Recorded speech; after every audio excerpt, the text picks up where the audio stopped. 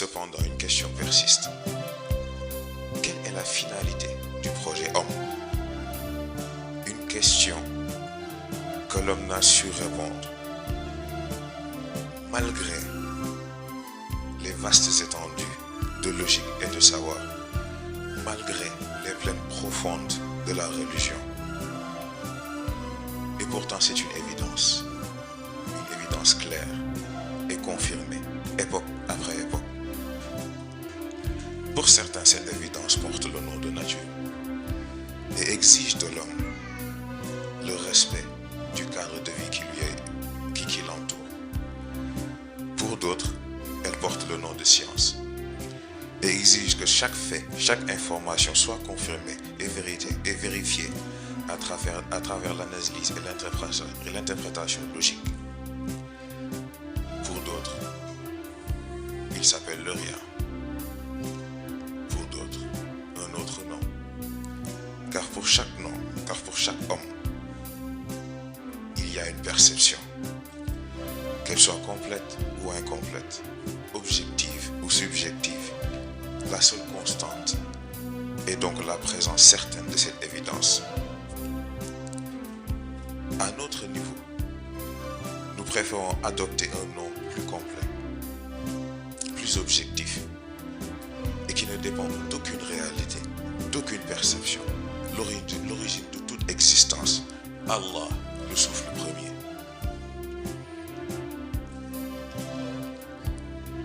Bien qu'étant associé à la religion musulmane, Allah n'est en aucun cas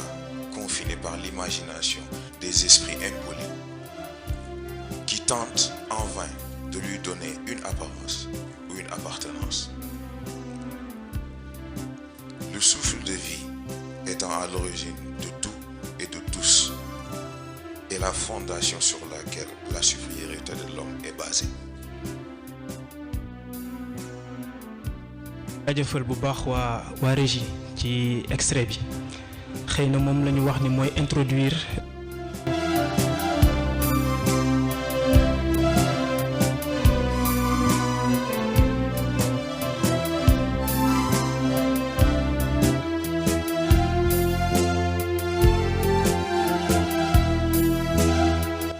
donc ñu war a ñëw cerner tey xëy na débat bi ci spiritualité notion yi et repère xëy na bu ñu waxee ci baatu arab thème bi dafay dellu ci al qadasa ar ruhiya al mustalahat wal mualam waaye bu ñu nee notion et repère dafa mel ne dañoo amee intention wu def analyse conceptuelle nekk ci notion yeeg concept yi wala repères yi ñu defaat ci seetlu lu waral loolu dafa fekk Serigne Moustapha mës ñu indil ci ñett yi nga xamante ni si ñoo seq téere bi waxul alxuraan mais kitaab bi la wax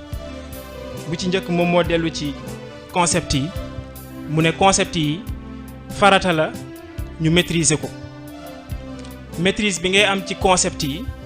mooy tax bu leeree nga mën a jëm ci application yi te waxul pratique yi mais application yi la wax bu application yi taxawee résultat yi mu war a jur mooy doon troisième niveau bi ni mu indee ci résultat yi nag ñett étape la résultat à court terme moyen terme et à long terme donc dafay nekk farata iraat concept yooyu waaye dafa am ay obstacles yoo xam ne dañuy dajeek ñoom bu ñu songee concept yi te faw ñu xool nu ñu def ak ñoom obstacle yooyu moom mooy contour yi wër concept yi dafa rigide dafa naxaree percé beneen it dañ fi fekk ay repères yoo xam ne mën nañ ne c'est des repères surfaits te balaa ngay mën a dégg bay ab dem ci application yi il faut que yooyu nga defaat ci yeneen jàngat pour mu mën sotti sang bi wax ñu jàngal ñu ci aller retour citation boo xam ne tënk na yiñ fi indi yooyu mu dellu ci les choses ne sont toujours pas ce que l'on croit qu'elles sont peu importe à quel point ces choses semblent vraies car nous vivons dans un monde où la seule certitude est qu'il n'y en a aucune mu wax ñu it domaine bii ñu attaqué tey mu domaine spiritualité nekk na domaine boo xam ne incertitude yooyu fa la ëppee bu ñu nee dimension mentale labyrinthe la waaye mën nañu it dimension spirituelle it labyrinthe la parce que éléments yi ñu ciy dajeel yu ci bëri ay illusion ya looy teg sa bopp parce que amagoo certitude boo teg sa loxo donc il faut que yooyu nga def ko face pour mën a dégg ba mën a dund sa dund spirituel. beneen bi it am ay questionnement yoo xam ne nit ki léeg-léeg daf koy posé wu mais pour mu am ci réponse dafay jafe bi ci njëkk mooy yàlla ñu ngi imaginer naka lañ koy imaginer déjà moom yàlla. beneen bi it suñu digganteeg moom naka lañ koy cerner bëri na ñu ci jàngal mais est-ce que façon biñ ñu ko jàngalee est-ce que loolu la yàlla di xaar ci ñu appréhender ko noonu donc loolu it mu ne ay questionnement loolu moom moo tax ñu mën a glisser ci définir lan moo waral sax nit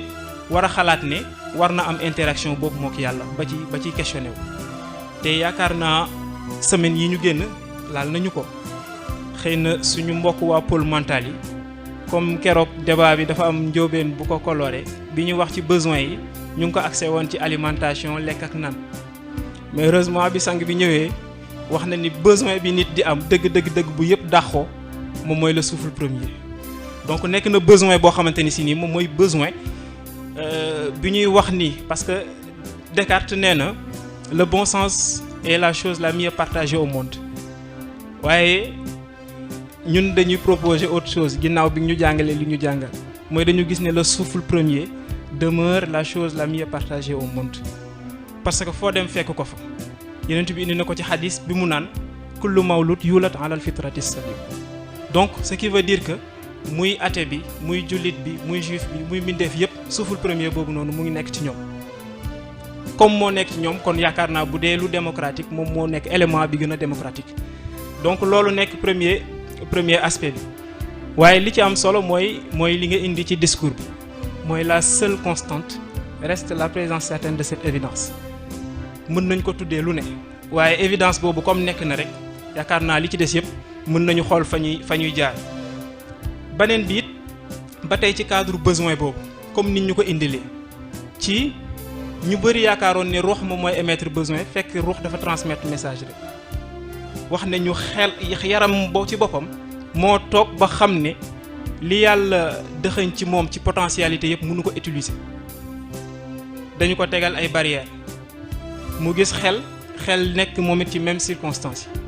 yi ñu ànd ñoom ñaar gis ruux pour mu jàppale leen ci ruux xamal leen ni moom transmetteur de message rek la dafa am service pour mu dépendre ci loolu it ñu gis ne permettre nga ñu xam ne dañoo war a redéfiniraat ndeke suñuy objectif parce que ni Serigne indee ci cours de vacances yi Ibrahim yonent Yàlla Ibrahim bi muy def expérience spirituelle am njëkkee ci nafs parce que ci cours de vacances bi question pour un super champion leeral na ko parce que Ibrahim nee na yéen a dégg kawkab mais man wax gisuma kawkab nafs la doon wax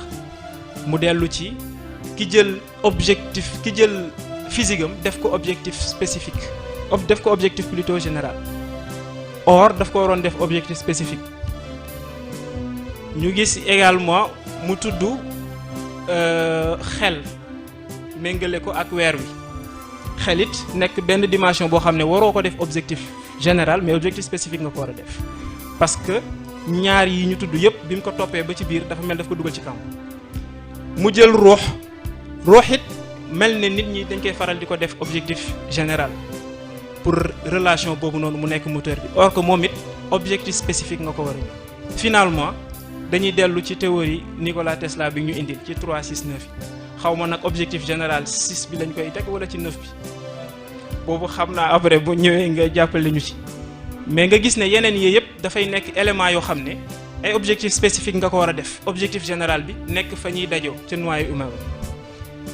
mel ni bu ñu jëlee baatu ci ba tey illusion yooyu li tax muy am bu ñu jëlee baatu spiritualité dafa mel ne dañu jël ci français esprit ñu defal ko extension moo tax xëy na nit ki jàpp ne pour mu daj loolu il faut que mu dem avec une approche intellectuelle boo ñëwee ci baatu arab bi it ni ñu ko indee sànq qadasa ruhiya ba tey mel ne baatu ruux la ñu jël ñu def ko extension ñu yaakaar ne lépp ci am rek la aju fekk ñetti éléments yëpp moom moo war a ñëw donc kon nga gis ne boo ko limité ci cercle yooyu noonu rek déjà problème dafay posé wu. maintenant bu fekkee da nga def noyau boobu noonu humain def ko sa objectif général nit ñi nag fa ñu wutee mooy naka la ñuy percevoir évidence boobu ñu tudd sànq moom la indi ñi ci njëkk jàpp nañ évidence bi nature la ba tax na bu ñu amee xëy na yëg-yëg bi mu ngi fi amuñ luñ ko tuddee ñu jël lépp delloo ko ci nature delloo bi ñu koy delloo ci nature mooy tax boo demee ci yenn sociétés yi d'abord ñu tuddee les druides 2e siècle avant Jésus-Christ ñoom seen spiritualité yëpp dañ ko teg ci nature jàpp ne mbindeef yi ay doomu nature bi la donc nature bi mën na leen a nourrir mais en revanche ñoom dañu war a protéger cadre de vie mu dollu ci respect de cadre de vie bi nga indi woon keroog nga dem ci ba Japon peuple yu ñu tuddee wala bokk secte bu ñu tuddee le shintoïsme ñoom it ñu jàpp ne parce que ñoom sax qualificatif bi ñu leen wutal moom mooy la spiritualité verte jàpp nañ ne it lépp dafay dellu ci cadre de vie donc ci vénérer garab yeeg gàncax yi parce que la ñu yëg jàpp nañ ne réponse bi foofu la évidence bi boo demee également Inde fekk fa hindouisme maanaam min nañu ko ñoom dem na ci ba dañuy jël des animaux yoo xam ne dañu jàpp ne dañu amee benn pureté spirituelle ba tax ñu leen di vénérer ci seen yenn temple yi nga ñëw ba ci Afrique également Afrique fekk fii boo remonté ba ci Égypte ancienne wàcc ba ci peuple yi ñuy wax les Bantous les Mandeng ba ci les Soussous Serigne dugg na ci lu yàgg ci Bargny 90 di expliquer africanisation wala islamisation de l'Afrique processus boobu noonu ci lay indi culte yi nga xam ne africains yi daan nañu ko def mais lim ci indi dafa am solo mooy africain particularité bi mu am mooy ñaar dafa daje ci moom intuition céleste ak intuition terrestre intuition céleste bi manifesté ci moom mooy esprit yi nga xam ne daf koy jéem a connecté ak li manifesté intuition terrestre yi mooy gàncax yeeg yenn éléments yi te mu wax ne xëy na yooyu yëpp ñu ngi ko jëlee ci ñaari religion yëpp dañ ko hérité ñoom africains yi jëlee ko jëlee ko ci judaïsme yi ñu jëlee ko ci christianisme mais bu ci ne xëy na amoon na cëslaay bu dëgër mais au fil du temps ñuy dénaturer mbir mi te yaakaar naa indi nañ ko ci laataak ñoom Uzzaak yooyu noonu indi nañ ko ci yu bëree bëri mais yi tax perception yi également yooyu di incomplète pour ñoom comme ni nga ko indee bu fekkee dafa dellu par exemple ci religion africaine ñoom ñu ngi jàpp ne parce que ni ko alxuraan indee boo leen fekkee ca la ñuy jaamu ngeen laaj leen garab yi wala doj yi ngeen di jaamu lan moo tax mais dañuy ñaan dañuy jaamu yi parce que comme jotuñu ci yàlla bu mag bi il faut que ñu ut des sosies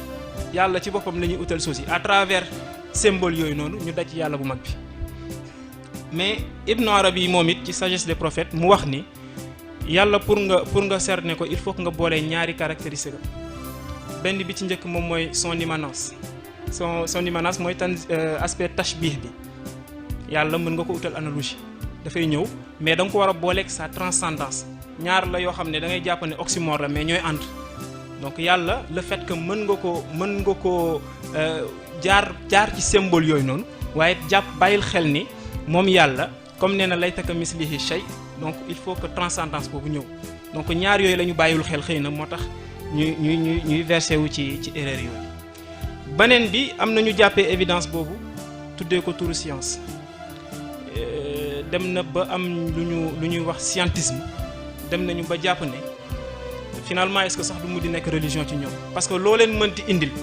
bu ko science validé wul duñ bàyyi mu jàll. parce que jàpp nañ ni raisonnement scientifique boobu noonu moom mooy sookul bi vérifier fiabilité mbir yëpp beneen bi it mooy scientifique léeg-léeg dina analyser phénomène yi mais du ko delloo dina analyser phénomène bi étudier relation de causalité waaye du delloo mbir mi ca slaay la phénomène mu taw par exemple ñoom bu ñu gisee mu taw li ñuy analyser mooy cycle de l'eau dañuy jàpp ne c'est un processus naturel rek jant bi mooy chauffer bu chauffer plan d'eau yi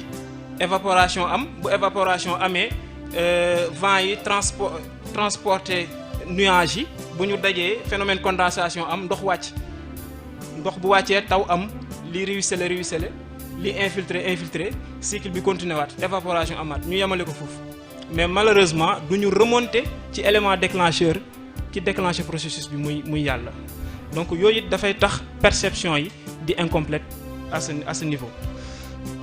nga demaat ba ci ñu war a mën a tuddee ñi jàpp ne évidence boobu noonu c'est le rien tuddee ko le rien nga am ci ñaar athéisme mu ngi fi les agnostiques ñu ngi fi athée li ñu ci jàngal moo ci nekk moom mooy athée mën nañ ko considérer comme la preuve tangible de l'existence de Dieu. Parce que athée ki ma amal problème mooy ki caricaturé yàlla ci boppam kooku la amal problème parce que jàpp na ni yàlla bi mu xamal boppam ak yàlla bi ñu ko présenté bokkul. Donc yëg-yëg boobu noonu mu am moom moo tax muy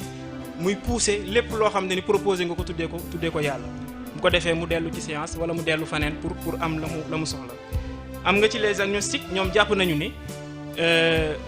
xëy na yàlla ak yooyu am na mais jàpp nañu ni esprit humain moo limité pour percevoir yenn yi donc spiritualité ñoom dañ koy dàq parce que jàpp na ne da leen di tardel parce que nit limité na mënul àgg foofu ñoom loolu la ñu jàpp nga mën ci dugal ñoom Kant ak ñoom ñu demee noonu. beneen biit ba tey ci évidence boobu ñu koy interpréter nga gis ñu tuddee ci cadre bi ñu ne muy religion musulmane par exemple ñu jël évidence bi tuddee ko baatu Allah mu nekk le souffle premier nekk benn tour comme ni nga ko waxee qui est beaucoup plus complet dépendrul ci benn perception te objectif na par rapport ak yeneen yi waaye it foofu li nga ci indi moom moo ci am solo mooy nañu fexe ba bu ñu caricaturer Allah boobu noonu parce que caricaturer bi ñu koy caricaturer moo tax ñu koy utal apparence wala ñu koy utal appartenance limiter ko te waruñu ko limiter. dañuy gëstu ba daj Spinoza ñu ci wax maa ngi ciy wax ak mbokk yi ne moom dafa mel ni élève capitaine ndax dafa am lu mu développé ne ñetti élément moo am bi ci njëkk mooy li ñu war a mën a tuddee les attributs am na yu ñu tuddee l'entendement waaye am na également lu ñu war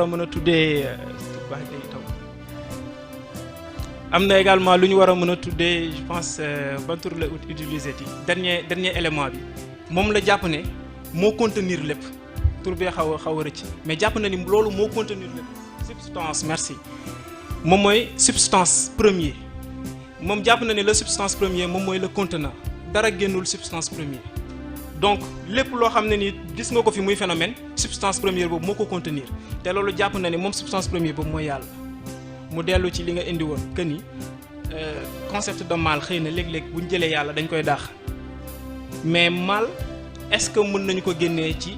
zone boo xamante ni si ni yàlla moom moo koy contrôler comme si dafay échapper ci vigilance am te yàlla dara mënul échapper ci vigilance am parce que c'est son entreprise moom lépp kon dara mënu ko rëcc donc moom jàpp na ni comme ni nga indee ci substance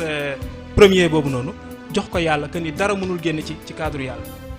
donc moom noonu la ko gisee donc fii bu fekkee nag dañ ko caricaturer dinañ utal yàlla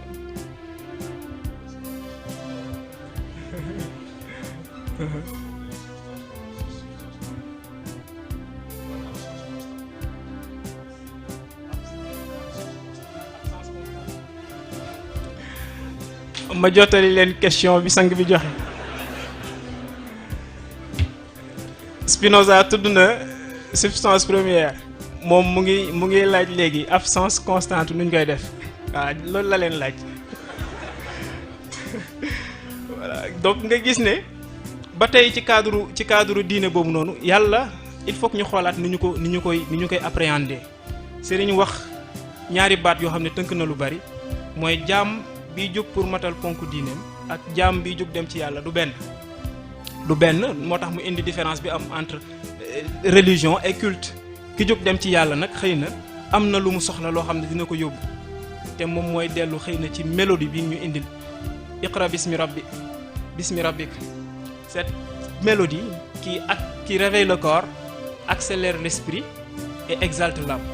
donc symphonie boobu noonu il faut que mu ñëw pour nit ki mën a àgg fa mu jëm donc fa la ñuy defee transition waaye it balaa symphonie bi mat il faut que ñu abattre illusion yi il faut que ñu reconsidérer repères yi mais il faut que ñu redéfinir notion yi donc foofu la ñuy defee transition jox suñu mbokku daara Mouhamed Ndiaye bu ñëwee dugal ñu ci cadre boobu noonu asalaamaaleykum wa rahmatullah